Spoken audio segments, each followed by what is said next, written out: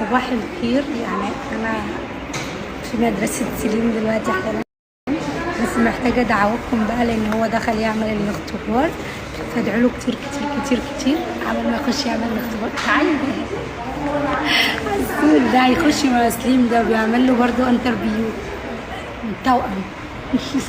انا بحب التوائم قوي، انتوا عارفين حاجة زي كده، انا بعشقهم.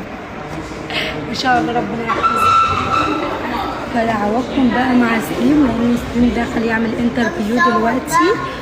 ده بيصور، ما هو دخل يعمل انترفيو، فمستنيين بقى النتيجة، بس ان شاء الله انا متفائلة خير.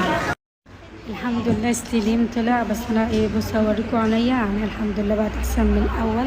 خد يا سليم اقول لك، بص عينها كمان يا قلبي ايه اللي حصل لها؟ ممكن تحكي لهم استراحة. وانا كنت بستحمى حبيت اصبر على النظر، بقيت اعيط امسك في دماغي سحلة. حصل كل اللي قاله ده حصل، ترجموا له وقولوا له هو قال ايه.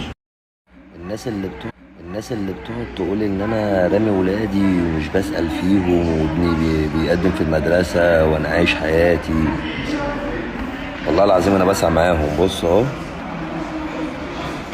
اهو انا معاهم في المدرسة، والله بقدم اهو، بس محدش بيقول لكم، مش شايفين انتوا الكلام ده.